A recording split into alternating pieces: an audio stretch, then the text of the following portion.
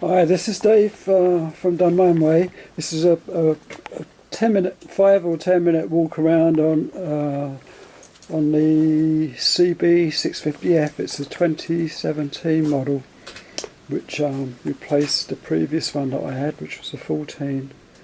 There's a few differences that have made a difference, a few upgrades, updates, or whatever you like to call them. There's I suppose one of the main things is the forks. They put these new forks on here, which are the dual bending forks. I don't know exactly how it works, something to do with the damping, but it certainly makes a big difference to the ride quality on this bike. It's a big improvement. The brake calipers are supposedly been upgraded slightly.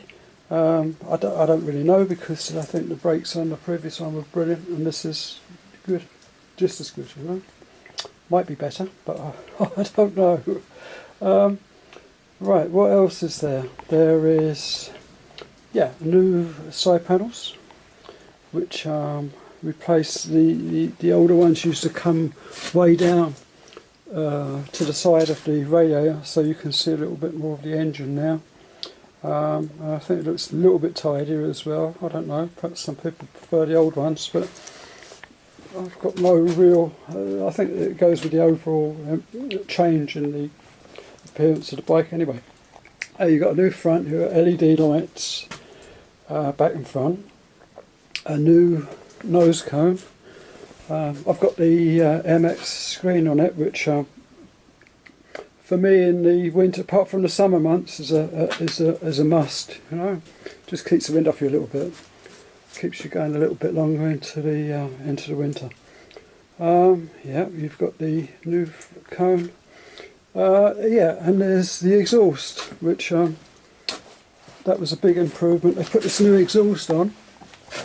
That new exhaust there. It doesn't look that much different from the old one. The outlet pipe's a bit bigger, but they've changed the internals of it. I think it was a triple flow, the other one, and this one has been reduced to a double flow. But it sounds a lot better, you know. I got the on the old one, the exhaust was so quiet on it that I changed it. I put the XL Hyperflow on it. 3BLX or something it was called. A great sound out of that, but this one I'm not going to bother with it, because it's loud enough, you know, to let people know you're around, and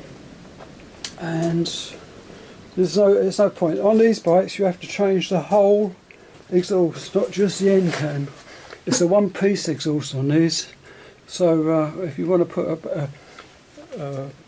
a different exhaust on it, you have to do the whole lot. Works out a little bit expensive, but you don't have to do it on this new one. Well, I don't think so. What else?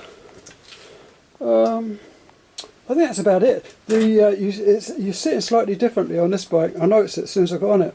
You're slightly further forward, and the bars I think are supposed to be a bit lower. And I don't know about the foot peg position or anything else, but you definitely sit further forward on it, which is not a bad thing. It's a lot like the old Hornet, the riding position. Apart from that, there's no massive change. There's supposed to be 4 brake horsepower increase in power, and she's a bit nippier. They've also lowered the gearing, I think, at 2nd to 5th. They've lowered that a little bit, so she's a bit faster acceleration. I put the seat cover on it. Unfortunately I have to put a rack on it, which you know makes it look a bit odd with this seat cover, I suppose, but on the other hand it's easy to put on and off. It'll take you 5 minutes. Well, that's about it. This is a great bike, brilliant bike. I put heated grips on it, and I put a USB outlet on it, you know, which is handy. You can also charge through those as well, which makes it really easy, you know. If you put a charge through there, go straight to the battery, so you can put it on trickle charge, no problem. And I think the rear shock has been tweaked slightly, so they reckon. I've had no problem with the suspension on the first one, so you know, it probably is a bit better. It's a shame that they didn't put I think the upside down forks on this one. That would have just finished it off beautifully. And what else? Yeah, 2-piece exhaust, upside down forks, and possibly slightly upgraded dash. That's the old dash still on there, same as the one off the original one. And compared to the competition, you know, it's a little bit, it looks a little bit dated somehow. Perhaps most people like it. I don't mind it, but I think if I'd have been bringing out a second, you know, Mark II one of these things, I would have probably looked at that, the dash, the forks, and the exhaust. Other than that, she's a brilliant bike. She does, I think I get 4.8 litres to 100 kilometres, which is close on 60, which is brilliant. The tyres, loads of people have said they don't like them. I didn't like them on the previous one, but I don't know. Perhaps I got used to them or something, you know. I'll run these till they have to be replaced, and I'll put Pirate Mode 4s or something else on it probably. But that's about it.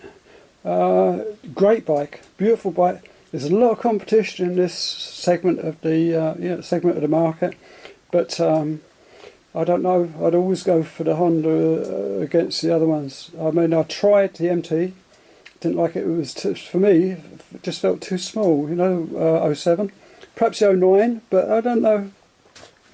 I like the characteristics. I love a 4-cylinder. I love the sound of a 4-cylinder, and I love the characteristics of a 4-cylinder. I like the power band is brilliant. You know, it's not too much of a rush. Not as far as I can see. Great bikes, the 4s. But there you go. Anyway, thanks for watching, and that's just a short walk around. Thanks very much.